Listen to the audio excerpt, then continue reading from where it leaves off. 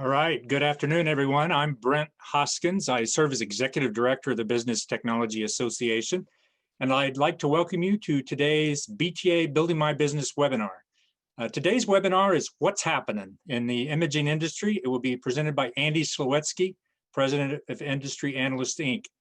I can't help but mention that thinking about Andy's dad, Lou, every time I saw him, the first things he said was, "What's happening?" So I know that's where that came from, obviously. So anyway, if you have questions along the way, just during the webinar, just type your question into the Zoom Q&A, and I will either read those to Andy. We were having a little trouble a minute ago, him being able to see the Q&A, but I will monitor that and read him those questions if need be. So with that, let's get started. I'm going to go ahead and just turn it over to Andy. Andy? Thank you, Brent. Great to see you. What's happening, everybody? I miss everyone. It's been a crazy year. And thank you very much for having me on today and letting me do the official first BTA webinar of the year. So I am going to do my best to try to keep this at an hour, and you know, we always have problems with that. So we're going to blow through some of this stuff. Just a little bit about last year. Great year for us.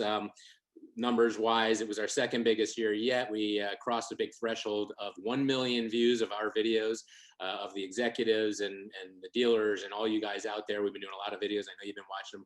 A lot of views of the BTA articles we've been posted. So thank you so much for reading. Thanks for continuing to keep this newsletter and this website of mine relevant. And so let's jump in. Here's a loose agenda of what we're going to talk about today. So what I thought we would do is take a look at 2020, how things went, where there were maybe some surprises that went better than people thought, new opportunities, new things dealers got into, and we'll then take a look at 2021. What's in store? Where are we going? What are some things OEMs are doing that they can do better? What are dealers telling me that they need from the OEMs? So without further ado, according to some of the movies that we watch, I like that line. I don't remember what it's from, but anyway, biggest news of the year. So I thought a great review would be let's run down the top 10 articles that we saw on our newsletter, on our website this year from vendors, the OEMs. First one off, the ones on the left, the ones on the right are going to go left to right, top 10. Ricoh, number one. The biggest article of the year was they were getting rid of a leasing portfolio that they have, right? So Ricoh was making some changes, and we've seen it, all throughout the company. They are changing their focus, new pricing programs, new products, a lot new cloud services, really coming after the office and production print. And I guess they figured that the leasing portfolio that used to be, a bigger part of what they did back in the day, and this is out of Japan, by the way. So they spun that off, and somebody else bought it, and that was the biggest one. The second biggest area of my site was the acquisitions page. No surprise there. You guys are very interested to see, who got bought, who sold, who's, that's exactly what that is. Konica Minolta, all covered. They acquired a depth security company, and so that just shows a lot of acquisitions, a lot of action going on. Xerox was the next one down. We're just going to kind of blow through these. You don't need me to read every bit, but I just wanted to kind of touch base on any of the significant parts of that. HP responding to the Xerox board meddling. So obviously, beginning of the year, huge traffic for me, and that was all Xerox, HP, and that acquisition that eventually stopped, and Xerox pulled back on that. And but the first 2-3 months of that was all anyone was talking about.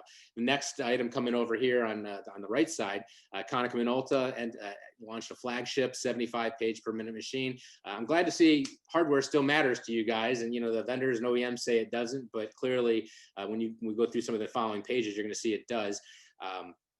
Next one was Oki exiting the industry. We'll talk a little bit more about that down the road.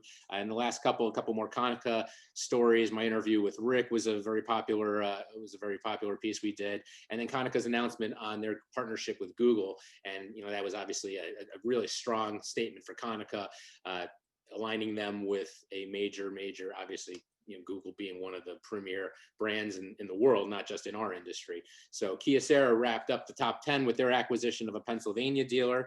And now what we'll do is we'll kind of go from here, and we'll just go OEM by OEM real quick. Usually I spend a lot of time when I do these in front of the crowd, and I take more time to go through the OEMs. It was a crazy year in the fact that I didn't get a chance to go spend any time with the OEMs. I really, I normally I'm away every single week, and I travel about 50 weeks out of the year, between going to conferences and going to meetings and just visiting OEMs and vendors and all over the world, and that stopped. I mean, obviously there's no meetings right now, so what was I going to do with my time? I did interviews, and the interviews started as executive interviews. How are things with COVID? How are you coping? What are you doing? And it really kind of evolved into, what are you doing? What's happening? What are your people? You had a big announcement. And so we would explore in a little more depth, and we'll see as we go through these slides, some of the videos that I did. And so the beauty of this is, I'm hoping Brent, I know Brent is going to give these slides out. All these blue markers in here, they're all links. So you're going to be able to just go through all these and just take your time and go through and just enjoy some of the interviews, some of the stories if you missed them. But let's just focus on what the big year had in store for Canon, right? So the biggest news, it was related at the beginning of the year to that HP Xerox debacle that we were kind of discussing a minute ago, right? So Canon is a major supplier, still is a major supplier of engines and aftermarket supplies, genuine supplies. Well, I don't know what you call them, but the supplies that go into the HP LaserJet products, right? So when HP acquired Samsung, I was sure that would be the end of Canon in this relationship, and they would wind it down, and eventually they would go their own ways. And here we are, several years later. I was completely wrong about it. It doesn't seem like that relationship has changed very much.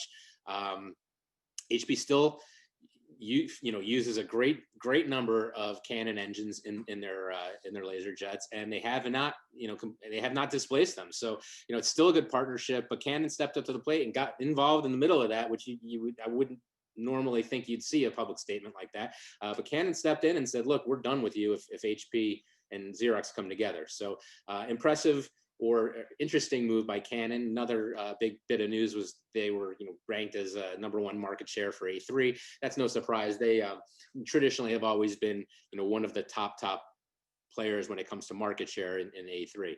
Another article that did real well had to do with their image prograph that's wide format, and some of their software, poster software around COVID, right? Which was, it seems to be probably a decent opportunity for print signage right now, and trying to help people understand where they need to go, what they need to do. Canon also authorized a dealer in Georgia this year. That was kind of a big deal. And then the biggest, I think, news out of them, other than the threat to HP and Xerox essentially, was that its chairman and CEO, Mr. Adachi, was retiring, and Mr. Ogawa is taking over. And poor Mr. Ogawa takes over, early part of the year, right as COVID was hitting. So I'm sure he's had his hands full.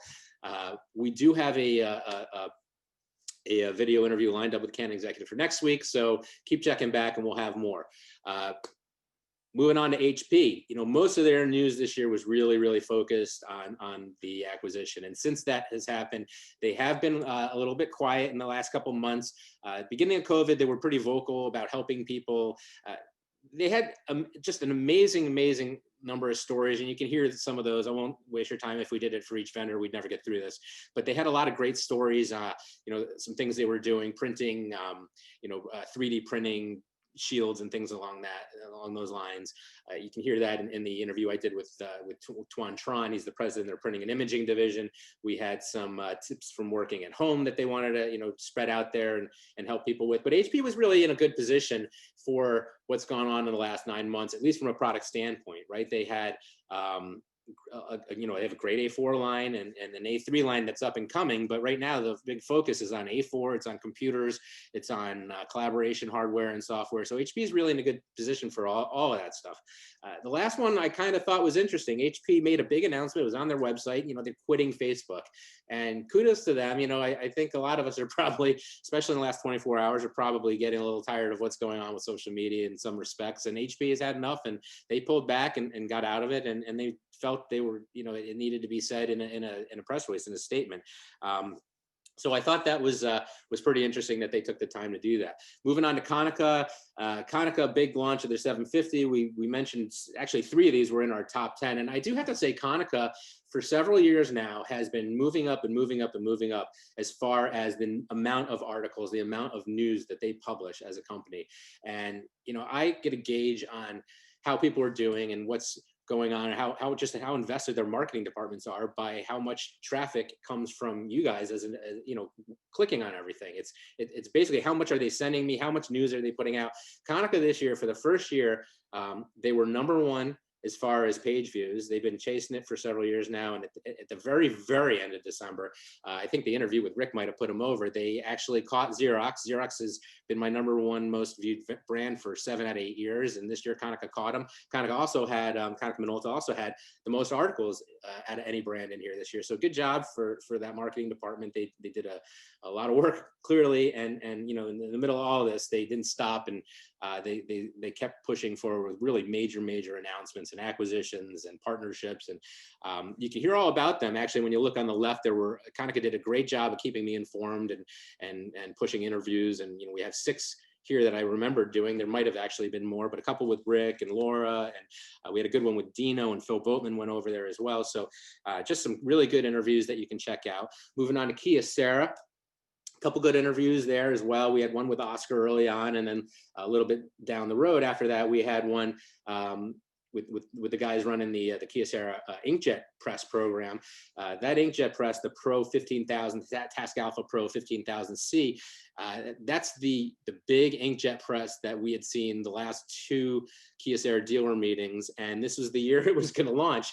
Unfortunately, it launches in the middle of a pandemic, and it probably is not going as smoothly as they would have liked it to. But I'm looking forward to a follow-up interview with these guys to find out how things are going and what's going on with the dealers and how are they doing with it. Beyond that, it was pretty interesting to see how much Kyocera has done in other areas. Right, they've been acquiring like crazy comparatively, especially when you look back at previous years. They've tended to be kind of quiet, but as a company, both in our industry and in other industries, they've been spending money in 2020. So they acquired a California electronics manufacturer. They acquired a Japanese-based optronics company. That must, I'm sure, have some level of tie-in eventually to the optics that go into the office equipment. And again, I mentioned the acquisition of the Pennsylvania dealer. So spending some money, launching some significant products. I mentioned in that video that this was probably the most significant product Kyocera has ever launched. Right, this is as high profile as it gets. It's certainly the most expensive imaging printer that they've ever developed. The biggest press they've ever made. So we'll keep our eyes on that and keep watching that. Moving on, we'll look at Ricoh. Ricoh had a lot of good interviews as well, a lot going on with them in production print. Jim Crudy and Seaberger did a great job updating us on what's going on, with the company, with the dealers. Jen Healy gave us a nice conversation on following a big cloud announcement that they made. And when you look over on the right, you can see, the articles. We mentioned the first couple of them. It was interesting to me that Ricoh, and it just shows you as an industry, for all you vendors looking at this and watching this, Ricoh's second biggest article on my website was their announcement to the customers on COVID and what they were going to do. It doesn't take much to get your information out there, and there's just so much interest. But you guys as an industry ate this up. This was important to you. So Ricoh and everybody else, keep the information coming. It's harder to get it these days just because we're not at these meetings, we're not at these conferences. There's not as much coverage as there used to be. Moving on, IDC, Ricoh says Ricoh's a leader, and that was in something print related. I can't remember what that was. Some more acquisitions. They merged Anajet into them. That's production, and then the piece I did with Jim was one of the rounded out the top 5. Sharp, also big year with Sharp. They completed that acquisition of NEC. They finished the acquisition of Toshiba laptops, which is now called Dynabooks, and it's now a product in the portfolio of their dealers if they want to sell it. And I thought at the beginning of when they announced Dynabook, I thought, well, here's another brand of laptop that nobody's ever heard of and no one will ever want. And then the more things moved along in this year and what's going on, the brand doesn't really matter so much anymore. We got to a point where everybody rushed out, needed to get this equipment, and it didn't matter if it said HP or Dell or Dynabook, right? People couldn't get their hands on this stuff. Even Sharp ran out of supplies and has been backfilling orders and has finally caught up a little bit from what I'm hearing.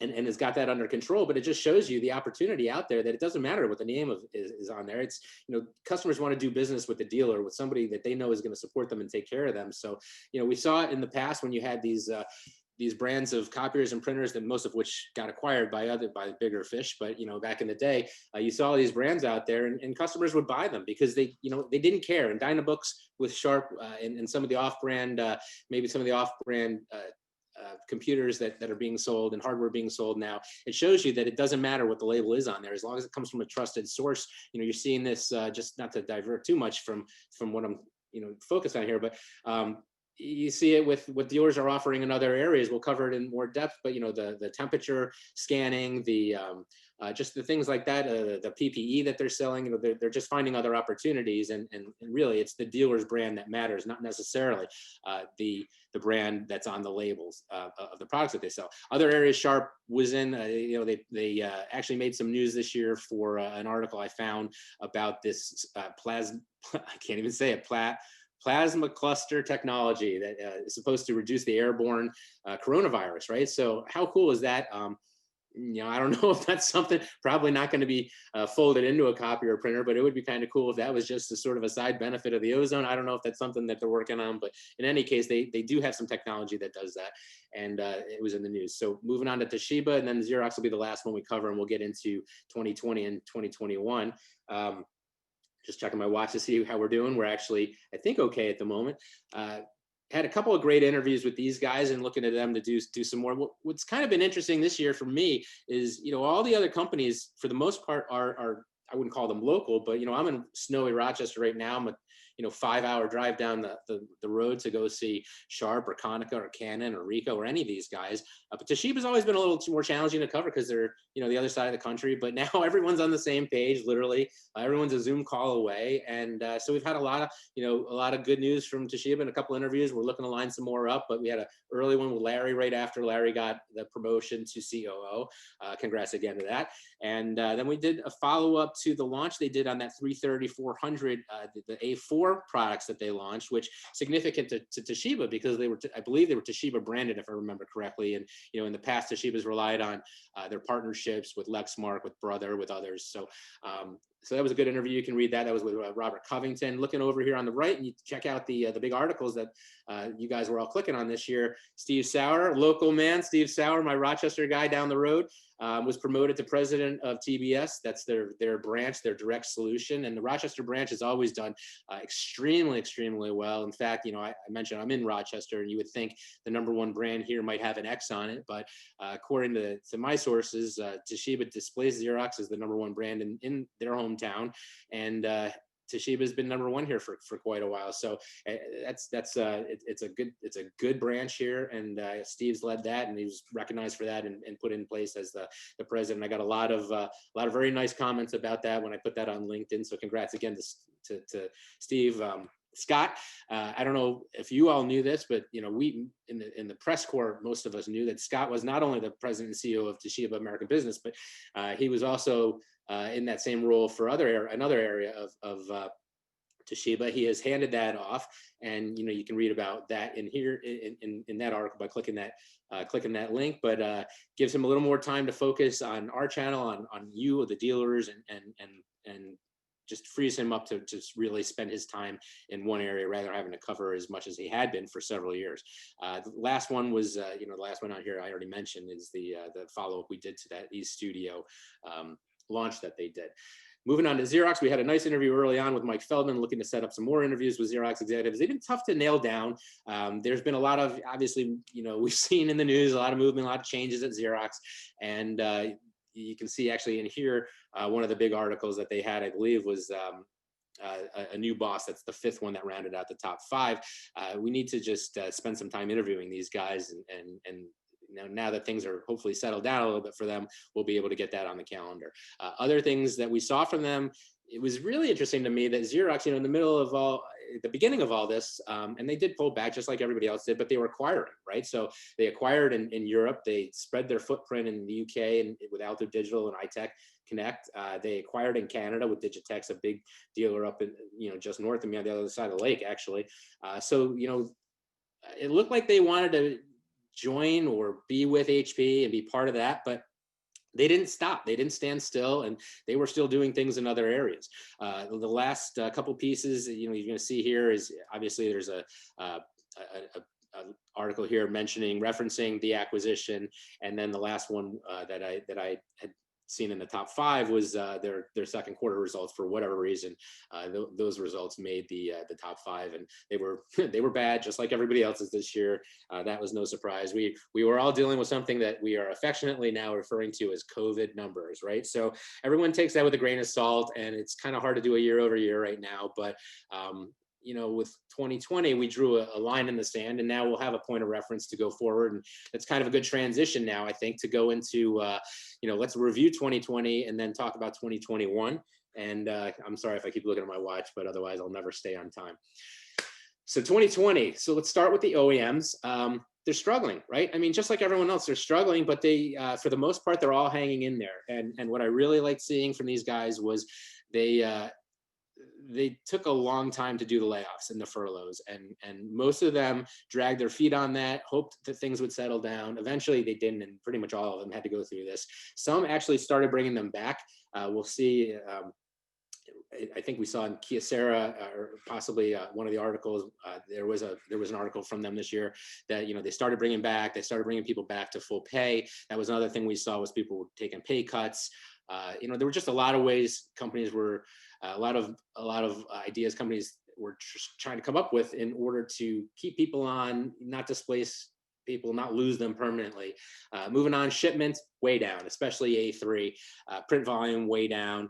But there were pockets of areas where companies were doing fairly well. IT was way up. I did an interview, and you can see that on the list from that I put there earlier from Konica Minolta when I talked to Todd. It all covered. Their IT was out of control. It's just crazy busy, and you understand why, right? Everybody went home, so there was a new opportunity out there, a new need out there, and so all covered. And for Konica and the IT groups, from the dealers, and the MSP groups within the other OEMs, they were busy. Other areas where companies were busy, vendors and OEMs, training, webinars, they were through the roof. I remember talking to Papercut in actually it was end of March, and they were telling me, this had just started. They were telling me they had already surpassed the number of training sessions by the end of March that they had all in all of 2019. And that really became, one of the mantras of this past year, which is, we've got people, we've got time, we want to keep them busy. And it was a good opportunity for people to, learn and read and watch videos and brush up on product information and just spend some time learning about the products. But kudos to the OEMs. You guys did an amazing job just coming up with content on the fly. Sharp, I'll call you out. You did a great job. I have several videos, many videos actually, that Sharp was putting out there, not just for their own dealer community, just for dealers in general. And we know Sharp is probably hoping that maybe they'll get a phone call from a dealer saying, hey, tell me more about these digital displays, these Microsoft displays. But the bottom line is, they're showing everybody, here's some opportunities, here's some things you can talk about. And a lot of other OEMs, a lot of other vendors, Konica and Ricoh and all these other guys, really essentially were putting together just amazing training programs. I heard from the dealers that that was one of the things they did like about how they were getting help from the OEMs, and this training was mentioned over and over and over again.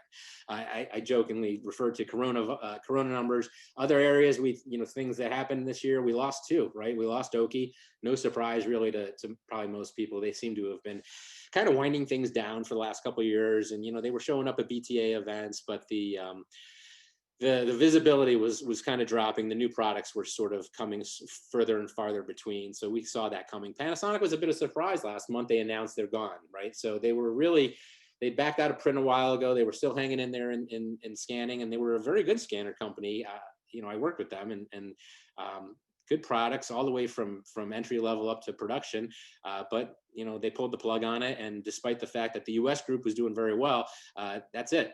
That's all, folks. So other scanner companies right now looking to pick up some dealers. I'm sure this is a good time, and they should probably get on the move, because there's going to be some dealers looking to down the road replace that company. So moving on to dealers, I got to say, the dealers blew me away. Did a lot better than I thought they would, right? I was very concerned for them. This is a cash business, and all of a sudden with the disruption, you just wonder, cash in, cash out every month. Things are great as long as that goes uninterrupted. And we've gotten through storms and hurricanes and tornadoes before, right? And the most, I think companies could have been down was maybe a couple of weeks with an ice storm, but this is different. You've had companies where people are home and nobody's at work and the offices are closed. So what I found was, and Rick Taylor said it best in one of my interviews with him, was the dealers cut early and they cut deep. And that's exactly what happened. They, where I said the OEMs held on and tried to, keep people as long as possible. Dealers sent people home immediately. In many cases, they cut people, laid people off. They furloughed a lot, right? So a lot of these people did get to come back, which was great. In many cases, they took loans, right? These were small businesses, and many of them, a lot of these guys were eligible for these PPP loans, and so they were able to keep themselves afloat. We didn't see the acquisitions that we have seen in years past, which you would have thought at the beginning of the year, maybe that would have pushed a lot of companies over the brink, but they held on. So, proud of these guys. They did what they needed to do, and they got through it. And we're not through it yet, but they're hanging in there. And, one of the things I think probably helped a lot of them out was that, that minimum volume copy contract that we as an industry have been hammering on for so many years. But what it comes down to is a lot of dealers, many dealers still use that method. And in this situation, that kind of protected a lot of them. I'm sure there's dealers that had to, renegotiate with clients and say, look, your clients probably said, we're not printing, you have to give some of this back or help us. And in those cases, I'm sure that, there were discussions that were had, but in many cases, it's probably no different than the way we all order out from companies, from restaurants, right? Just to support them. You could cook at home, but you want to keep these businesses going. And I'm sure there's a lot of companies out there that are just paying their bills like good companies, good soldiers, good citizens, just because that's what we need to do in these times. And so dealers that had that minimum volume contract, where their customers are still honoring it, that's helping to offset these the losses in print volume, the losses that they're seeing in A3 placements. And, I'm sure they're doing fairly well in A4, maybe even a little better than expected. I don't have any numbers to support that. I'm just kind of guessing, but I am sure A3 is way down. Customers right now, from what I'm hearing, they are still, in a lot of cases, month to month is really just something that's kind of been challenging for them to deal with. So, expect more of that going forward, I think, but there are some opportunities we'll talk to when we get to the 2021 slides. As an industry, what did we see? Remote working, that's the word, the phrase that just keeps popping up over and over. We saw companies and employees, employees move home, not just your customers, but you guys, right? As an industry, you send everybody home. In many cases, they're still not back. When I started talking this to Brent, or before this, he was in his office, but nobody else did. So, you've got a lot of senior executives that are in the office right now, but for the most part, a lot of their staff is home, and they're keeping them home. So that goes both ways. That's our customers, but that's us. New opportunities are coming out. You've got PPE out there. You've got temperature scanners. You've got IT, right? All of these are huge opportunities for dealers. And is it the core? Is it what you want to get involved in forever? No, but I can tell you, every office, every building I've walked in, well, it used to have one thing. Every one of them had a printer, but now every one of them has two things. They have a printer and they have a hand sanitizer pump, right? And I don't know if any of you guys have been to Costco or any place like this lately, but try finding this stuff on a regular basis, hand sanitizer and supplies like that, PPE. It's impossible to get regularly. So, if you're a dealer and you're looking for an excuse to just call your customer to check in and say, how you doing? How's it going? PPE is a great opportunity, right? So you saw dealers gravitate towards that. Clover Imaging started selling PPE, right? That's on their shelves now. You see a lot of dealers. I had several articles about temp scanners, copier fax. My buddy David Shibeta is all over TV up here in Western New York with the temperature scanners. And I saw, I had some articles actually from POA that I ran in my newsletter from Hawaii and California where they're selling it, and they're not the only ones. So, this industry has always done a great job of finding where people want to spend their money and where the needs are for the customers. And to get us through this period, this is what needed to be done. And you're finding new products, and they're doing a great job as an industry to do that. Collaboration is another area where we've seen a lot of movement, right? You've got people working at home. You need video conferencing, you need security, you need all sorts of stuff. And that was, some areas, and that kind of fed into the IT piece of this, and why IT is such an opportunity in 2020. Collaboration became an increasingly important component of the daily office for people. And then you look at A3 and A4, what went on there? We kind of already mentioned it, but A3 flopped. A4 did really well. I'm sure, when you look back on it, this is, probably A3's worst year we ever had. And hopefully this will be actually 2021. Maybe we'll look at it and say we actually grew A3 from 2020, and it'll be a rare increase that we've had. So looking ahead, we'll look at and see where do we expect OEMs to be. Continued development of online training. I see that as being just, and even beyond all this, right? I think these guys, especially with demo programs, have realized that you don't need to fly people in. You just need a good setup, a good facility to do that. And I can think of three great examples off the top of my head. Konica Minolta, and I did a video at the beginning of 2020, a walkthrough when Dino took me through their facility, their production facility, and it was phenomenal, right? And then all of a sudden it shut down and no one could go in it. So, they pivoted. Another word that I've been using left and right that I can't stop using, and all of you have as well. But they pivoted and they turned it into an online training facility. And guess what? They sold 6 or is it 8 of those KM1s.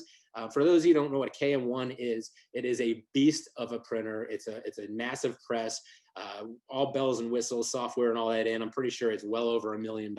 They sold 6 or 8 of them. People never even saw or laid hands on those machines. So, I think people understand that you can sell this way. Kyocera in my newsletter today just announced an opening of a demo facility, a demo capability. Ricoh's got the same. Canon. All these guys have this. So I think a continued investment in that will be something that we see going forward. Downsizing. I don't understand how we can go forward without having a bit more of this. Unfortunately, it's just something I think that we're going to see. Hopefully, it won't be in any other levels that we've seen in the past. Acquisitions. I expect this to pick up.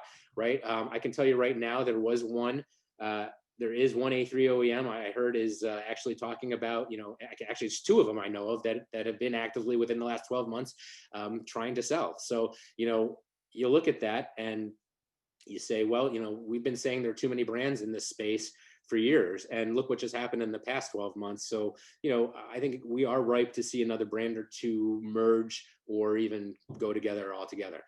Software vendors, same thing. You're going to see that happen as well. I don't think there's going to be any conferences. I know we are planning to do this conference in March.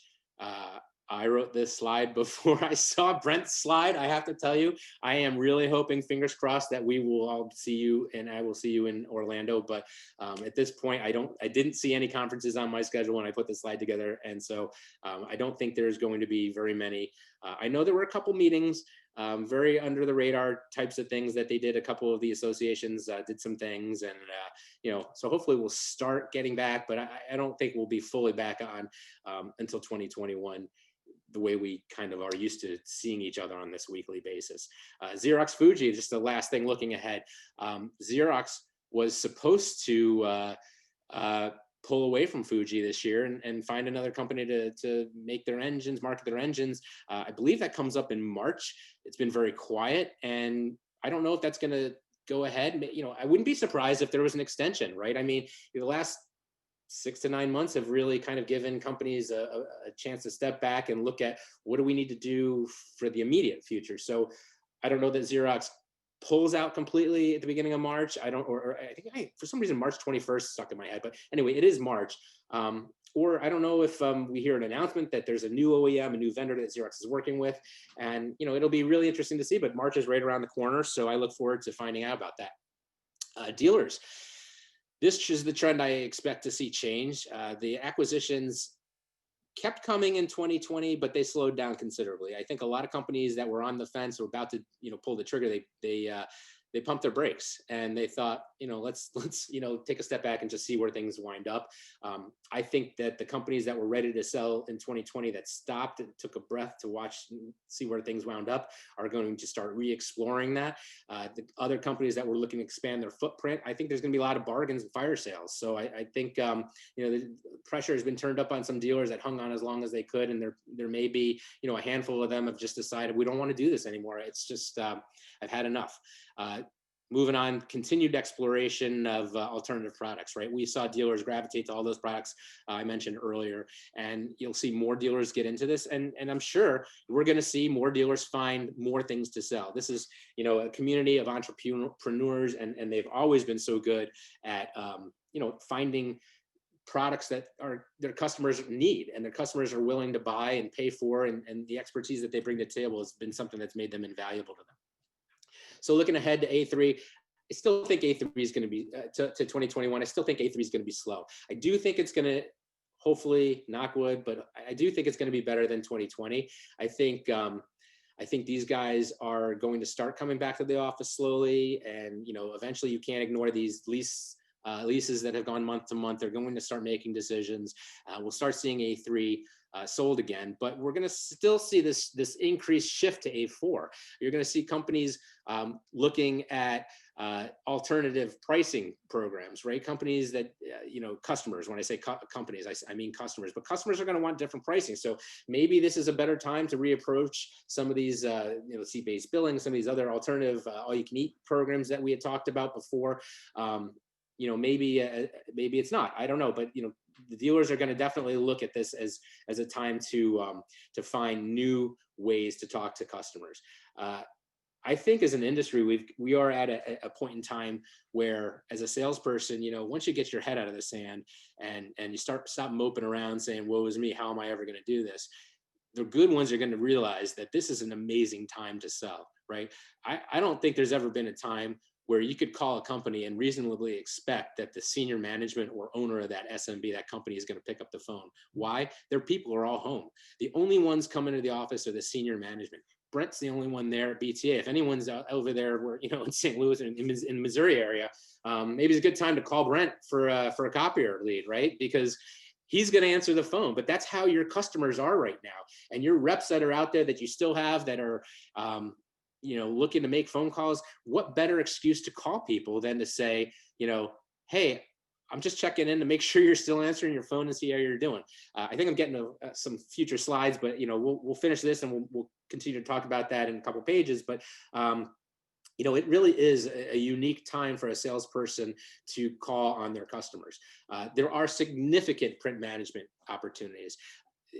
I mentioned remote working, right? So everybody just went home. People are out of the network. People are now printing from everywhere, right? That is not managed in most cases. And so, OEMs, vendors, dealers, customers, they need to get their arms around what's happening, what their people are doing, where is my expense going? And for a little while it was just sort of, let's get through this. But the longer these people stay home, the more they keep dialing in from outside the network, the more of a threat that is.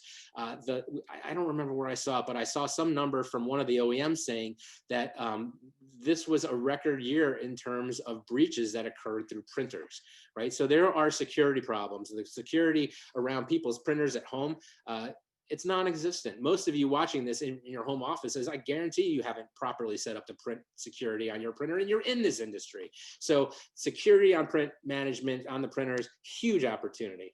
Other things that are represent opportunities, just look at what happened in the industry. I have never in all my years seen so much action in one specific area, in the area of print management in 1 year. Google exiting cloud print, right? So you've got, I don't know how much you realize, but Google Cloud Print was widely used by customers. And it's just one of those things that's sort of out there and used. And a lot of times it's implemented by customers and you don't even know that they're using it until you get there and see it on a screen or find the technology out there. But it's gone now. And customers that we're looking for it, that we're working on with it, it's just something that you should ask your customers. Make sure you ask them, were you using Google Cloud Print? And then it's just because it's gone. right? And now you're having a conversation about your print management and what you offer. Microsoft Universal Print, that was another announcement, a major announcement. So you've got print management around that. There's conversations that you can have. You have more reasons to talk to IT than you've ever had ever in this industry, and it's getting better and better from that standpoint, right? So there's plenty of reasons to talk to these guys. As far as customers, feedback I've gotten from dealers, I did a ton of interviews early on. I need to start doing those again with the dealers, but I talked to almost every big dealer I can think of, right? And those of you who I didn't talk to, I'd love to talk to you. So just get in touch with me, and I'd love to interview you and find out what's happening with you guys. But we heard a lot of common comments from these guys, and all of them, virtually every one of them, had just incredible things to say about their OEMs, right? They've been there for me. They're listening now. They're helping me. They're coming up with some really interesting programs, incentive programs, trying to get customers to make a move instead of going month to month. The training has been just receiving incredible marks, right? These guys all have sales reps, and it brings me back to when I sold and we got bought by somebody else, and there was this window of about a month or 2 months where we weren't officially merged in and we had nothing to sell. So we were going through training programs. We were going to visit other dealerships that we were kind of under an umbrella. Actually, it was Alco, so which became Icon, and so you understand. We went to visit other Icon dealers, but the bottom line is our owner Lee Weinstein was trying to keep us busy, right? And so these sales programs are not just great ways to keep your reps busy. You're paying for their time, right? But let's educate them. Let's make them better salespeople. Let's put them through these modules. And they finally got the time to do it. In the past, you were always sitting there thinking like, well, if my rep is sitting at a computer, they're not selling, right? And yeah, that's true now. But now is a good time for them to take that step, and they're probably not selling as much face-to-face time with customers as they were. They've got more downtime. This is the time they need to be, sitting in front of these training programs. So kudos to the OEMs for that. The only things that I could get anybody to tell me they wanted were, so I had one of my friends told me they want more rep credit card programs, just anything as little as that, as simple as that. But they use that to motivate their reps. The reps love seeing that money build up, and I guess some of the companies that used to do that have pulled back on those programs. But just the things that worked in the past, sometimes those actually still work, and they are worth revisiting, especially in today's climate. You just don't know what's going to hit. But I can tell you right now, when I was a rep and I got points on a credit card, it was just a stupid little thing that motivated me like you wouldn't believe. Motivate your reps. You point the reps we were all wind up point and click. Just point them in the right direction and they're going to go. And if you point them towards color products because they're getting extra credit card points for it, they're going to sell that. So just this is from the dealers. It's just incentive programs. That's another thing that they would like to see for the reps. Anything that you can pass on to the salespeople is kind of where some of the feedback that these guys were telling me that they'd like to see from their vendors. So ahead, what can we expect to see? And we are winding down. I think I may actually stay on time. I think we're going to see a VC fire sale. These guys bought in, and we know who they are. I'm not going to go down the list, but they bought in. This was a great, lucrative program for a long time, and there was an end game to this. And companies that had played this are being disrupted, and they're not going to get their money back on their schedule. And so then it comes down to, do we really want to wait for these dealers, for this conglomerate we bought? Do we really want to wait for these numbers to get back to where they were, or do we want to take our money now and cut our losses? So, I'm going to guess, and this stuff, I don't have any inside information. I'm just saying, I'm guessing that we're going to start seeing some big names change hands. And we'll see. I look forward to doing this again, maybe this time next year, and we can laugh at how stupid some of my predictions were, or we can talk about how smart I was. We'll see. It's probably somewhere in the middle. But we're gonna, like I said in the dealer page, we're gonna see increased acquisitions. You're gonna see increased dealer acquisitions. You're gonna see increased vendor and OEM acquisitions. Period of great opportunity. I already started touching on that. We won't hammer on that too much more. But all the new products, all the print management we just talked about, right? What a great time to call your customer and just say, I just want to see how you're doing. What's going on? Where are your people? Are they safe? And then that next phase is, what are you doing to protect them? right? Because now that you have access to PPE, that's the conversation. Just, in case you're having problems finding stuff, in case you're having, you can't get hand sanitizer, we've got tons of it. We've got a regular supply. I'm happy to give you pricing on it. What are your people doing? Are they home? Are they working remote? Of course they're working remote. Everyone's working remote. The next obvious question is, what are you doing to make sure that they're secure, that they're not, and you can mention that quote that Andy said, was a record year for print breaches. Maybe I can even find that, or you can find it and send it to me. But I know I saw that somewhere. But the bottom line is, we talked about it at length. We won't get into it more than this, but people are at home. They're working in their home office, thinking with little to no changes that I can tell you right now, my wife, is not set up to work remotely. She's an educator, and she is back at her office now, so that's changed. But the companies that are not back at their office, when they deal with what she had to deal, she literally had to drive to her office to sit in the parking lot and get on the Wi-Fi, right? And these are your customers. This is happening out there, and these are questions that you'll find out about these types of things just by asking. People were not set up for this, and most people did not have the time over the last year to really get properly set up, and they just assume if my person can dial in or get on my network or email me, I'm fine. But they're not fine. And now you've got more let's call them tainted. You've got emails being sent with more malware than ever. You've got more phishing emails being sent, and people are not secure, and stuff is getting passed around. People are, using these printers, these scanners, these home devices that were never made for office. They don't have the level of security that office products do, that we expect in the office would have. Even when they do, they're probably not configured properly or set up.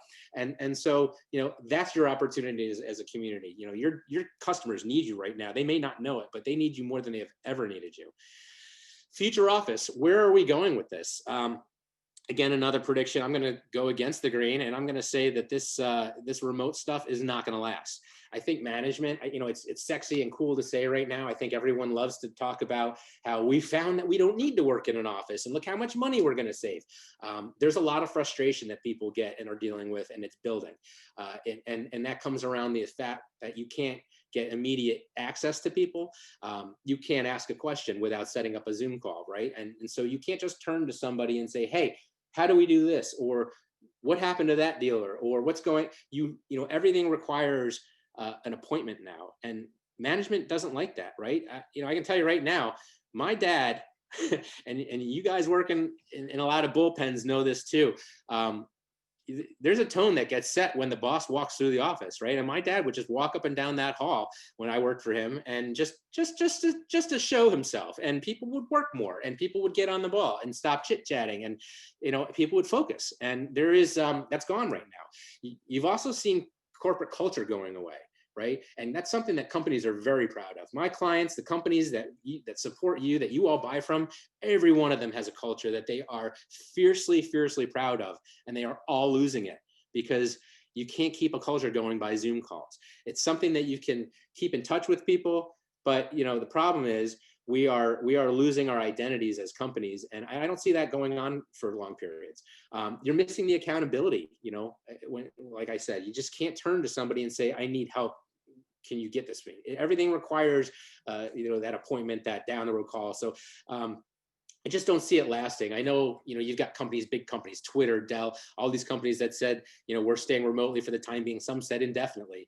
I do think down the road we will see a reversal of that. I'm gonna just throw a dart at the board and say 2022 will be the year that companies start coming back to their offices. They will, though, and I'm sure that our generation will never see the end of this. Remote work will still always be a thing.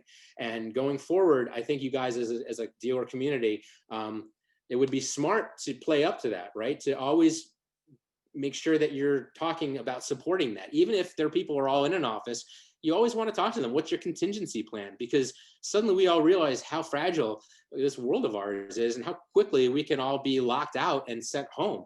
And everybody needs a plan B of what are we going to do to get through this? And there are better ways to do it than we handled it this year. And you guys as a community are out there right now fixing that, right? But it's going to be an opportunity going forward. Even when people come back, they're going to want to be able to have the ability to, at the drop of a hat, they're going to want to go back. as we wind up, I just want to keep things in perspective. And I'm a big history buff. The last great pandemic was about 100 years ago. There was no vaccine. There was no medicine to fight it, right? As soon as it ended, BTA began. There was just this opportunity that was out there. Business was booming. There were companies out there looking to go into businesses and sell face-to-face. BTA started up right after that. And I just want to point out that the Roaring 20s came right after the last one. And, I'm firmly believing here that the Roaring 20s is about to start now. Who's ready? Who's ready? So thank you guys so much. Brent, great to see your face. You're back on. I did see that stuff is at the top of my screen, so I can actually see some. Okay. So you can see some questions there, and I was getting ready to read them to you. I decided I better. For the first time, it's a 2021 miracle. I am on time, so we can actually talk questions here. Yeah.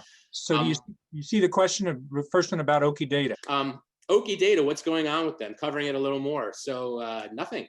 They made an announcement. It's on my website, Craig. If you want to email me after this, I'm happy to send you a link to the article. But if you do go to my website, you will, or actually in the slides, I believe it's, if you click on that link when Brent sends the slides out, you can get to the link there.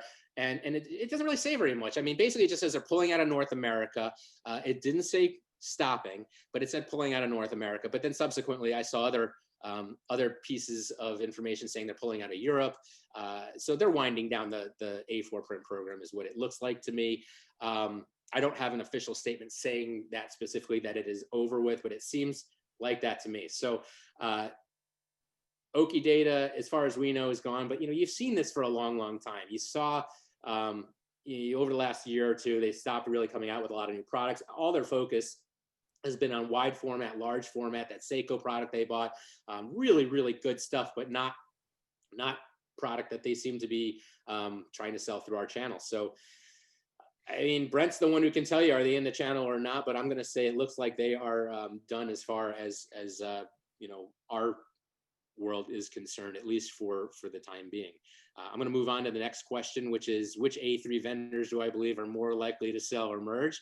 They are all my babies, and I'm not going to touch that with a 10-foot pole. I can just say, I don't have any expectations about Xerox, but they were trying to sell last year. They positioned themselves to sell. If anything, they made themselves better positioned to be sold with those acquisitions they made. So, I got to think that there's going to be some action around Xerox, whether they're the buyer or seller, I don't know. There is another manufacturer that I know has been actively shopped, and I'm not going to mention that one, but their name pops up every few years, and then either it was fake and didn't really happen, or more likely they just didn't get the offer that they wanted and they just kept going. So, but I think that, that might be another, and I can't say who it is, but there's not that many in our industry. And I'm sure if you kind of took a hard look at each one, everybody can kind of make some educated guesses. There's so many companies in this middle level that could either merge or just decide to pull the plug. I could see a lot of companies coming together, and I don't want to name names because they would hate me for it, but you know who they are, and some have great A4, some have great production, some have solid A3 and collaboration and other office products. So you could just see in our world, and it doesn't even have to be these mid-level ones. It could be the high-end ones. It could be this top tier, the Konica Minoltas, the Ricohs, the Canons. Who's to say, they're not above it? Once Xerox and HP got into that fray last year, I think we all realized that nobody is too big of a name to be thrown into that mix. So I have my suspicions who it's going to be, but I'm not going to say who they are. I just think that it will happen, that we will have fewer next year than we had this year. Any news on a manufacturer for Xerox equipment? I don't. I'm making stuff up now, and I shouldn't, but I always thought the HP factories that they got from Samsung would be a great fit for Xerox. And I kind of thought maybe that's why Xerox had, one of the reasons they had their eye on coming together in the way that they wanted to with HP. And I'm wondering if maybe that might be a way to do it. But then you look, there are other companies that have a history of doing OEM arrangements with other OEMs, and you wonder if they would do that. But I just don't know that another company, another A3 OEM, would turn around to Xerox and say, "Sure, take our engines." Although, you've got Konica Minolta, as far as last I heard, they're still selling a ton of gear through Xerox, through some of their XBS branches. So, and maybe that isn't the case anymore, but last I heard it was. So you just never know in this crazy world.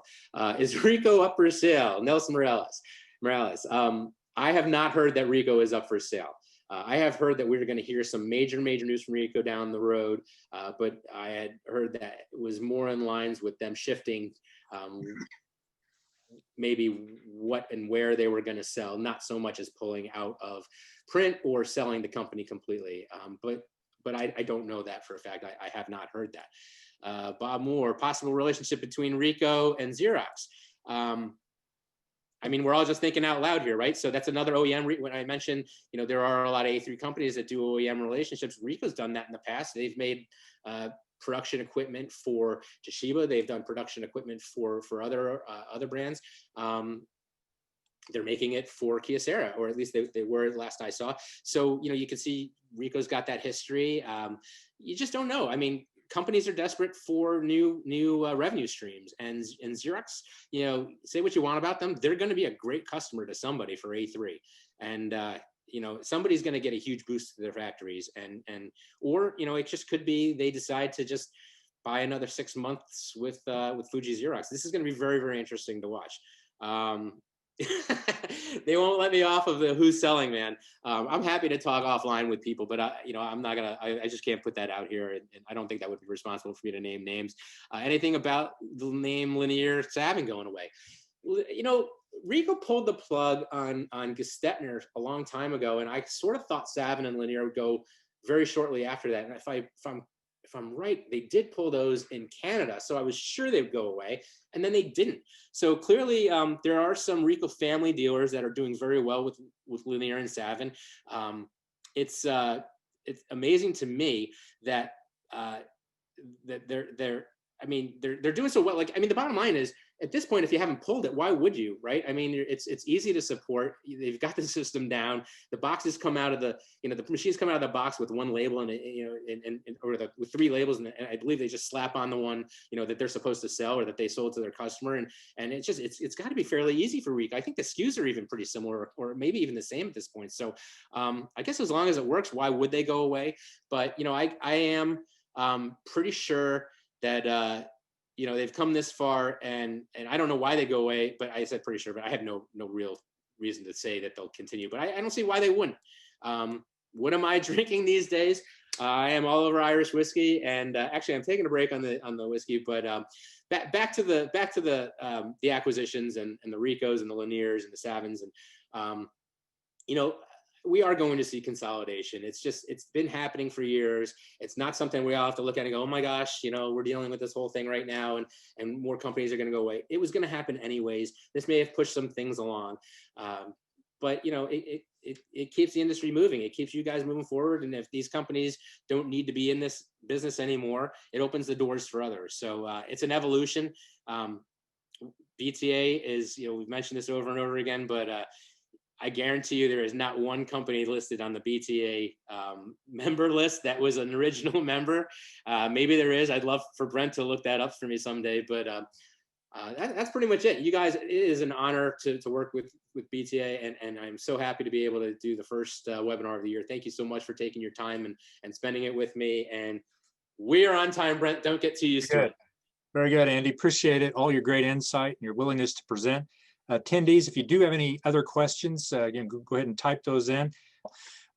So we thank you for your participation in the webinar today. I'm going to encourage you, Andy has mentioned that the slides will be available. They're going to be posted. Actually, they're probably already there, be posted on the BTA website. If you go to bta.org/BMB, so BMB is in Building My Business, bta.org/BMB archives, you'll be able to download a PDF of Andy's slides for today.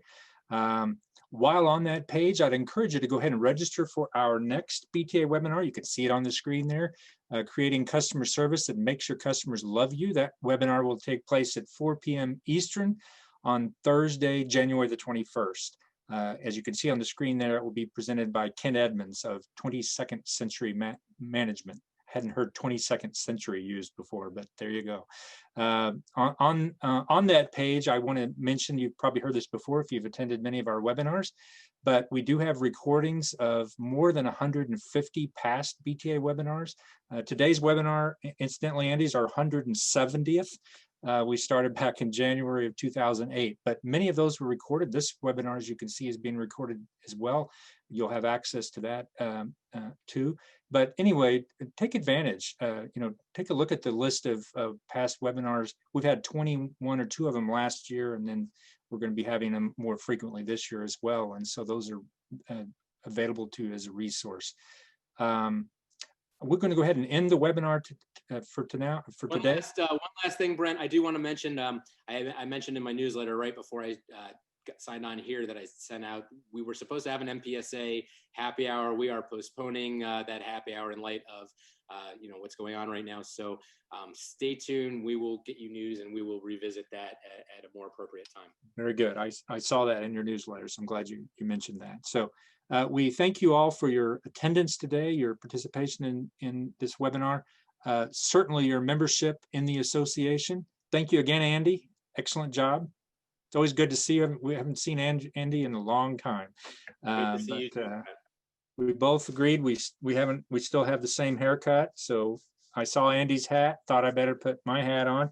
I couldn't find my What's Happening hat. It's in here. We've got to get you a new one, sir. I put my BTA hat on for the day. So anyway, we appreciate everybody's time. We thank you. We'll say goodbye for now.